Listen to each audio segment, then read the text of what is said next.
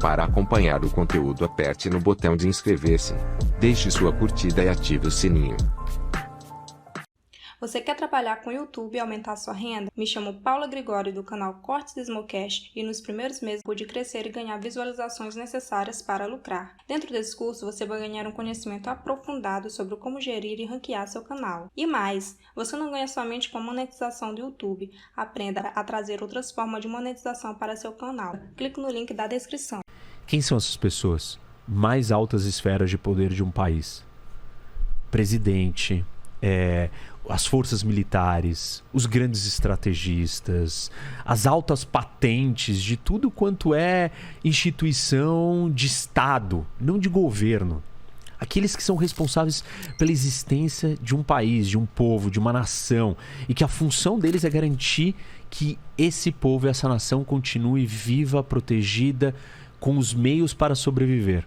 Uma decisão errada pode prejudicar uma nação por 10, 20 anos, ou atrasar, ou criar problemas. E te colocar em situações muito difíceis. Eu vou citar alguns exemplos de decisões, por exemplo, da Alemanha, que elas vão afetar, ou que estão afetando a Alemanha na situação que ela está hoje. Hoje. Isso é uma decisão puramente geopolítica de um erro. Por exemplo? Por exemplo, ela decidiu que ela ia desligar as usinas nucleares. Exato. Ela fez isso em 2011, depois do acidente aqui no Japão, né? O acidente nuclear de Fukushima. E ela, a Merkel, que estava no poder naquele momento, a chanceler alemã, ela sentiu que aquilo tinha um apelo mais popular. Não foi uma coisa racional, foi uma levada pela emoção, é isso? Tinha um contexto, tinha uma coisa séria acontecendo no Japão. Preocupante? Sim. Mas é um acidente. Tinha história de Chernobyl lá atrás. Tinha história de Chernobyl na Europa. E tem um detalhe na Alemanha ainda mais marcante. A Alemanha, quando teve a Guerra Fria, ficou dividida no meio. Certo. E ela ficou na iminência de ser o palco da guerra nuclear. Entre Estados Unidos, na Guerra Fria, Estados Unidos de um lado e União Soviética, né? União Soviética do outro e lado. a Alemanha estava dividida aqui no meio. E o Ocidente estava aqui parado, todo armado, e a União Soviética aqui. Então, a Alemanha estava no centro da potencial. E ela fica quase no centro mesmo da Europa aqui, Isso, né? Ela fica mesmo. E essa é uma posição que explica muito da história da Europa e do papel da Alemanha. Até da Primeira e Porque Segunda ela Guerra. está no Middle Europa, né? É o país do meio da Europa, é um país da Europa Central. Exato. Isso dá uma condição específica para ela, que depois eu vou falar disso aqui, né? geopolítica. Mas ela estava no meio de uma potencial guerra atômica. Então, ela viveu o medo da guerra nuclear. 2. Ela assim, né, depois do Holocausto, da Segunda Guerra Mundial, de tudo que aconteceu aqui, os alemães perceberam que eles foram muito destrutivos e adotaram uma política pacifista. Você está falando o seguinte, já tem história do Holocausto. Se já tem história uma merda... Segunda Guerra Mundial, a gente foi devastado, fomos destruídos, a Alemanha foi destruída. Se tem um desastre aqui numa usina nuclear, pronto. Não é só isso, assim, tipo, nasceu uma cultura pacifista. Por quê? Na Alemanha. Isso. Claro. Fruto do que eles fizeram. Então, o remédio, a cura disso vamos segurar a nossa onda, não vamos mais ser belicosos, vamos ser pacifistas. A soma da história que fez eles serem pacifistas com o medo de ter vivido uma guerra atômica faz dos alemães um lugar onde a energia nuclear é bastante rechaçada. Entendi. Porque traz memórias de duas coisas muito ruins. Pra você ter uma ideia, o Partido Verde da Alemanha é um dos partidos verdes mais bem-sucedidos do mundo, com mais cadeiras no parlamento sempre.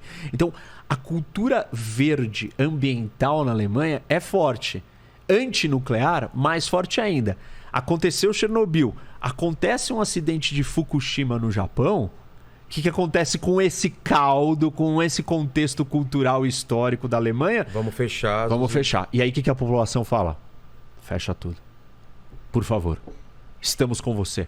Sem ter uma outra alternativa forte. Isso. Aí é a ação do ponto de vista geopolítico destrambelhada. Por quê? Porque você tem que pensar na estratégia.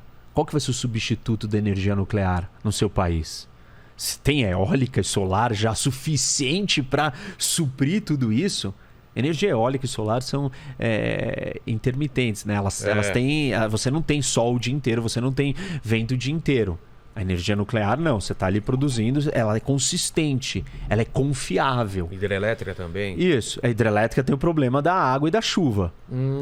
E que você também, quando tem seca no Brasil, a gente estava com problema e estava com problema de novo de apagão e de falta de energia. Isso, é verdade. Então, você não pode substituir por qualquer coisa. E aí tem o custo, obviamente, dessas outras tecnologias. Quando você desligou as usinas nucleares, aí você passou a depender do que estava mais disponível mais perto, que era o gás natural, que era...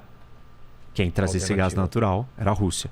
Então, esse daí era só um exemplo para dizer que escolhas geopolíticas ruins atrapalham o seu país. E a gente já vai ver daqui a pouco por que atrapalha a Alemanha, ou como está atrapalhando a Alemanha e o que causou para a Alemanha. Certo. Mas vamos voltar então aqui, vamos partir do começo, né?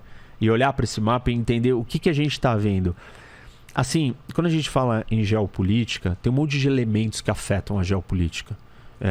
Então você pode dizer assim, temperatura, clima, é um elemento. Mas quando você pensa assim, na realidade física, tem duas coisas básicas que nós temos: água e terra. Tem vários tipos de água. Água doce, água salgada, rio, lago, córrego, aquífero. Você tem um monte de jeitos que a água está ali. No gelo, congelada. E você tem terra. E você também tem um monte de variações de terra.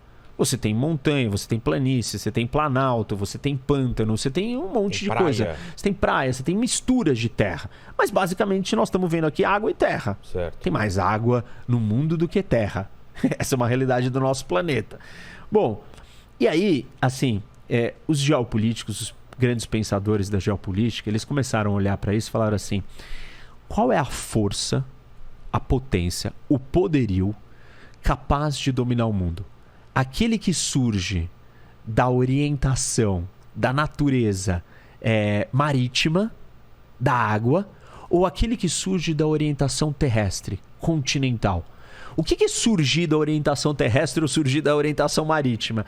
Surgir da orientação terrestre. Você está localizado no meio de um continente de terra sem saída para o mar. Tá. Você tem relação com a água? Não. Não, você não tem. Ah, mas tem um lago. Bom, tá bom, mas é uma relação diferente, não tem saída. Você não está acessando a grande parte do planeta, do mundo, que é a água. Então, se você estiver aqui no Quirguistão, esquece. Na Ásia Central, você não tem saída para o mar. Você não tem relação com a água. Você jamais será uma potência marítima. Você é uma potência continental, terrestre. E isso vai ter efeitos gigantes na cultura e no tipo de sociedade que vai nascer. Acho que eu falei isso na outra vez também. Que você tem as montanhas e tal, e você tem uma sociedade mais conservadora quando não tem acesso ao mar. É diferente. Tem o Paraguai aqui que não tem saída para a Bolívia, são os países mais pobres da América do Sul, por um acaso. Relação. Exatamente, que são os da Ásia Central, que são os do centro da África. Você consegue escoar os seus produtos sem depender de outro país. Exato. Ou fica muito caro, né? Fica caro, você está distante. Aí você fala assim, mas por que eu tenho que escoar? Ele não pode ser autossuficiente? Não existe países autossuficientes numa economia globalizada. E o meio de transporte mais barato de todos é o marítimo. Exato. Por que você não manda por avião? Porque é muito caro. E aí a tecnologia. Talvez um dia, se a gente fizer meio de transporte aéreo super barato, muito barato, de cargas imensas, talvez ser um país sem saída para o mar não vai ser um problema que é hoje. Isso quer dizer que todos os países sem saída para o mar vão ser pobres ou vão ter problemas? Não, né? Acho que eu também já falei disso, que tem as exceções. E as exceções aqui na Europa, a Suíça, a Áustria, são países riquíssimos. Exato. Mas aí o que dita, já que você não tem saída para o mar, quem é o seu vizinho que te dá acesso ao mar. E quem são os vizinhos da Suíça? França, Itália, Alemanha. São os países mais desenvolvidos do mundo. Se você botar, talvez, Chad aqui, com esses vizinhos, ou você trazer a Alemanha aqui para o lugar da Líbia, o Sudão para o lugar da Itália e a Nigéria para o lugar da França, vai mudar. O Chad vai ser um outro país, ou vai ter outra riqueza, outro desenvolvimento. Bom, então, vamos lá. Você tem duas forças, a força terrestre e a força marítima. E aí o Mackinder, que é um desses grandes pensadores, um inglês, ele foi lá e falou assim, ele prestou atenção e falou, olha, o que fez a Inglaterra ser a grande potência, né, o Império Britânico, é que os ingleses controlavam os oceanos do mundo e com o controle dos oceanos eles conseguiram chegar em outros lugares. Porque esse é um ponto interessante. Não existem muitos jeitos de você chegar em todos os lugares do mundo. Por terra não é. Não dá. Se você estiver aqui, você não chega em todos os lugares do mundo por terra. Se você estiver aqui, você não chega em todos os lugares do mundo por terra. Por onde que você consegue chegar em todos os lugares do mundo? A gente diz que existem 4 pontes. Tá. Água, que é o principal. O segundo é o aéreo, voando. O outro é o espacial, fora da Terra, espaço sideral, que é uma extensão do aéreo, vai. Entendi. E o outro é o cibernético. Só que o cibernético você não manda pessoas, nem coisas. Dados, né? Você manda dados, informações e conversa e vídeo, a gente falando e ligação, etc. A gente chama isso de Global Commons. São os 4 meios de acesso e conexão do planeta inteiro. Ah, é do planeta inteiro? Tudo? Não, não é tudo, porque se estiver na Bolívia, tipo, marítimo não vai chegar lá, então vai ser um problema. Você vai ter esse problema. Bom, e aí o que acontece? A pergunta que o Mackinder estava tentando responder é: qual das potências vai dominar o mundo? A força. Quando que ele estava fazendo essa 1902, 1903, ele começou Quem estava dominando naquela época? O Império Britânico era a grande força. Portugal e Espanha ainda não. Já tinham sido, mas já tinha passado a época deles. Começou por eles, começou com as navegações e tal. E a Inglaterra era o grande motor. Isso, só que aí ele vira e fala o seguinte: olha, a potência marítima que Portugal e Espanha tinham sido e que os ingleses eram, não é mais a força que vai dominar o mundo. Ele já viu isso naquela época? Ele já estava... Ele virou e falou assim: gente, é o seguinte, até agora tá todo mundo focando, porque antes dele veio um outro pensador que chama Alfred Mahan, que era um americano, da Marinha Americana, e ele disse: os oceanos e o controle do mar, das rotas marítimas, te faz ser a força mais poderosa do mundo, te faz dominar o mundo. Quem controlar os oceanos do mundo, quem controlar a água, a potência marítima vai dominar o mundo. Potências marítimas são as únicas forças capazes de dominar o mundo. Entendi. E o Mackinder veio e falou assim: não. Por quê? Tá acontecendo uma coisa. Ele virou e falou assim: olha, eu sei que as forças marítimas ganharam espaço porque houveram revoluções tecnológicas. Quais? Navegação a vapor, que a gente citou. Sim. E a construção desse canal aqui. Canal de Suez. Que mudou as rotas de navegação e permitiu que... Como que era antes? Você não passava por aqui. Era fechado? Não existia. Esse canal sempre teve. Isso daqui é um estreito, não é um canal. Não é um canal? É o Estreito de Gibraltar. Assim como o canal do Panamá também não existia. Tá. Isso. E essas duas portais aqui mudaram... Isso é o humano que fez. Humano que fez. Deixa eu ver se... Saiu, Tá. ficou bom. Então, o que aconteceu? Isso mudou as distâncias. Claro. Em vez de você vir aqui, vou navego aqui e tal, doideira. E chegou aqui na Índia, você simplesmente desce aqui, entra, navega no Mediterrâneo, desce. Nossa. Olha como é muito mais curto. Exato. Do mesmo jeito que, né, vai acontecer agora dele vir por aqui e chegar aqui. Muito mais rápido do que mesmo vir por aqui. A rota pelo Ártico é mais fácil, mais rápida do que... Não é mais fácil, ela é mais rápida. Mais fácil ela vai ser quando derreter e se derreter totalmente e abrir as rotas de navegação. Bom, então o que aconteceu? Mudou isso e mudou o meio de transporte. Você conseguiu navegar a vapor mais rápido. Não esperar o vento te trazer para cá, para você pegar o impulso e virar e vir para cá. Que era assim. Aliás. Era. Nossa, que você não podia virar e falar assim: não, quero ir daqui pra cá. Não, você tem que ver o vento, pra onde que tá a rota de vento. Nossa. E ficar se perdendo. E não só isso. Tivemos que inventar bússola, caravela. Tiveram uma série de evoluções marítimas que deram essa ascensão das potências marítimas. Quem são as potências marítimas? Aqueles que têm acesso ao mar. No caso, os primeiros foram os portugueses e os espanhóis. E dividiram as Américas em dois, dividiram o mundo, conquistaram o mundo inteiro. Exato. Depois dele vieram os holandeses, os ingleses, os franceses. E aí o Mackinder vira e fala assim: legal, isso daqui é bonito, bacana, mas está surgindo uma outra revolução tecnológica. Uma outra rota, ou novas tecnologias equiparáveis à invenção da navegação a vapor e da construção do canal de Suez, que são as grandes ferrovias intercontinentais estão sendo construídas. E a construção dessas ferrovias continentais vai conectar um espaço de terra, o maior espaço de terra do planeta.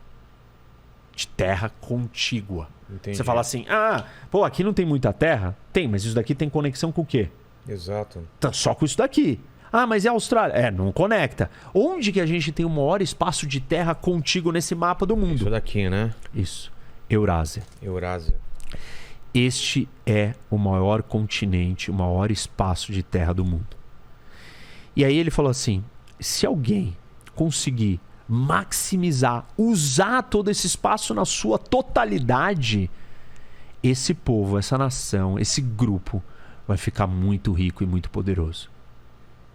Por quê? Porque é uma vasta área de recurso, é uma vasta área de concentração de pessoas. Mas até o momento não era possível você unificar tudo isso. Por quê? Você não conseguia nem chegar daqui até aqui. Por quê? Porque você não tinha os meios, você ia cavalo.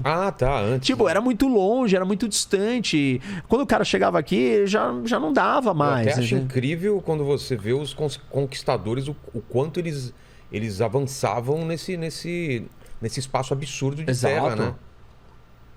Claro que demoravam anos e anos. Mas eles não avançavam na velocidade que essa potência marítima avançava e estava colonizando o mundo. Exato. Entendeu?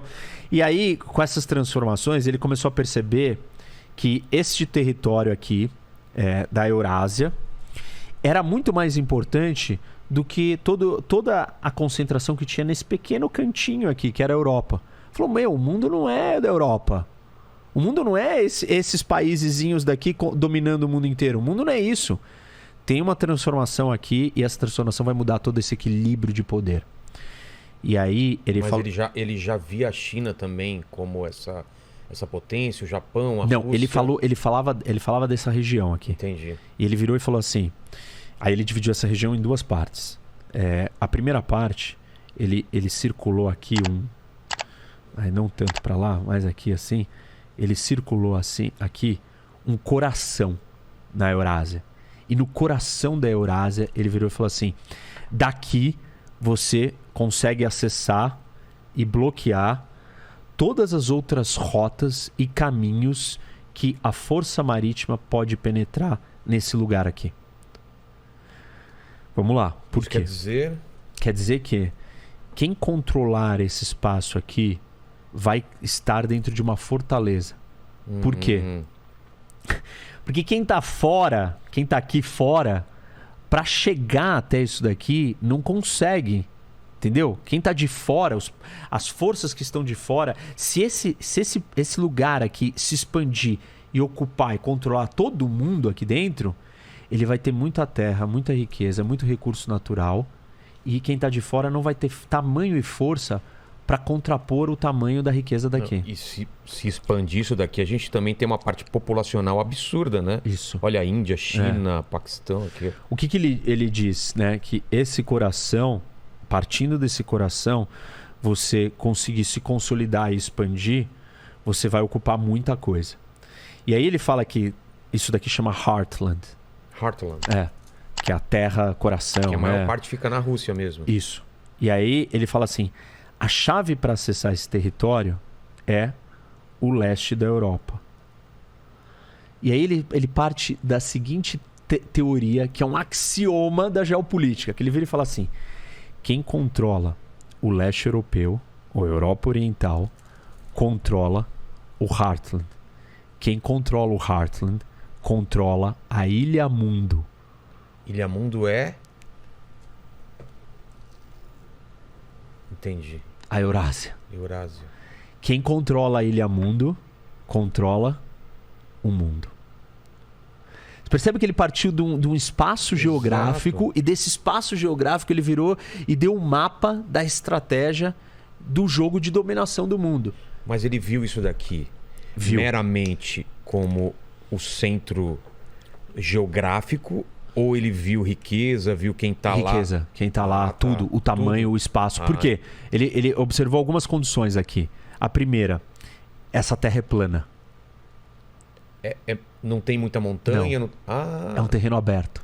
Ou seja, fácil expansão, fácil acesso, fácil ocupação, fácil geração de riqueza. Tem o Mar Cáspio no meio. E você está protegido do acesso das forças de fora. Por quê? Não tem saída para o mar. A saída para o mar dá... Ah, não tem saída para o Ártico. Não, isso daqui é congelado, não dá para sair por aqui. Isso daqui é um mar fechado, Mar Negro, Mar Cáspio, são mares fechados. E os rios todos não desembocam, não chegam nos oceanos. Então, você está numa caixa fechada, blindada, numa grande fortaleza com uma área muito rica. Muito rica no sentido de você ser plano. Os lugares planos são mais fáceis para você construir, mais fáceis para você se desenvolver, mais fácil para você ganhar economia de escala.